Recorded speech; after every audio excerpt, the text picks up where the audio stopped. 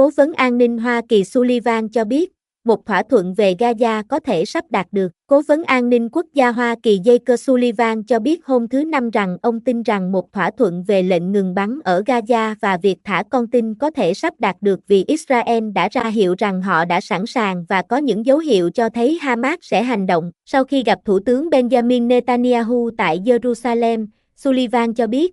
điều đó có thể không xảy ra nhưng tôi tin rằng nó có thể xảy ra nếu có ý chí chính trị từ cả hai bên. Ông cho biết ông có kế hoạch đến Qatar và Ai Cập, những nước đồng điều phối các cuộc đàm phán của Washington, để thúc đẩy các nỗ lực sẽ bắt đầu đưa những con tin đó trở về nhà. Điều đó cũng sẽ cho phép tăng cường hỗ trợ nhân đạo. Một nhà ngoại giao phương Tây trong khu vực cho biết tuần này rằng một thỏa thuận đang được hình thành nhưng có khả năng sẽ bị hạn chế về phạm vi, bao gồm việc thả một số ít con tin và tạm dừng giao tranh trong thời gian ngắn. Sullivan, một cố vấn của Tổng thống Joe Biden, cho biết ông đã tham gia với Michael Owen, người được Tổng thống đắc cử Donald Trump lựa chọn để kế nhiệm ông, một cách chuyên nghiệp và nghiêm túc về tất cả các vấn đề ảnh hưởng đến nhà nước Israel. Ông bác bỏ những gợi ý rằng Netanyahu đang chờ Trump nhậm chức vào ngày 20 tháng 1 trước khi chấp nhận một thỏa thuận. Không, tôi không hiểu ý đó. Tôi hiểu ý của Thủ tướng là ông ấy đã sẵn sàng thực hiện một thỏa thuận, ông nói trong một cuộc họp báo ở Tel Aviv. Mục tiêu của tôi là đưa chúng ta vào vị thế có thể hoàn tất thỏa thuận này trong tháng này. Tôi không thể đưa ra bất kỳ lời hứa hay dự đoán nào với các bạn nhưng tôi sẽ không ở đây hôm nay nếu tôi nghĩ rằng mọi chuyện chỉ chờ đến sau ngày 20 tháng 1,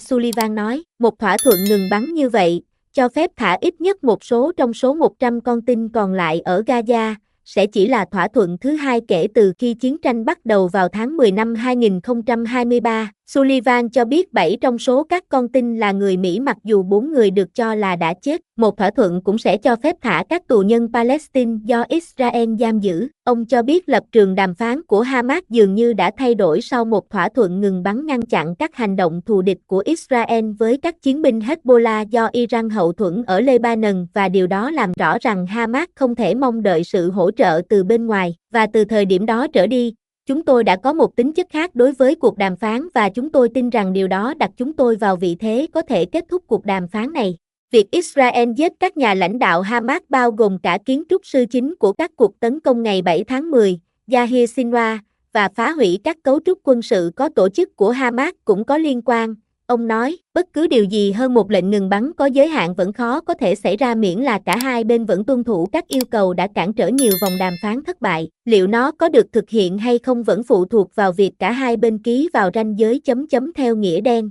Sullivan nói. Hamas, cũng được Iran hậu thuẫn, muốn chấm dứt chiến tranh trước khi tất cả các con tin được thả tự do, trong khi Israel nói rằng chiến tranh sẽ không kết thúc cho đến khi các con tin trở về và Hamas không còn cai trị Gaza hoặc gây ra mối đe dọa đối với người Israel. Sullivan từ chối bình luận về các báo cáo rằng Hamas có thể sẵn sàng đồng ý để quân đội Israel ở lại hành lang Netzarim ở trung tâm Gaza và hành lang Philadelphia ở rìa phía nam lâu hơn so với những gì họ đã chấp nhận trước đó. Cuộc chiến bắt đầu sau khi các tay súng Hamas xông vào các cộng đồng người Israel vào ngày 7 tháng 10 năm 2023. Giết chết khoảng 1.200 người và bắt khoảng 250 con tin trở về vùng đất này, theo số liệu của Israel. Kể từ đó, quân đội Israel đã sang phẳng nhiều vùng đất ở Gaza, giết chết gần 45.000 người Palestine, khiến gần 2,3 triệu người dân phải rời bỏ nhà cửa và gây ra nạn đói và bệnh tật. Theo các cơ quan y tế Palestine, Trump đã yêu cầu Hamas thả các con tin bị giam giữ ở Gaza trước khi ông tiếp quản vị trí từ Biden vào ngày 20 tháng 1.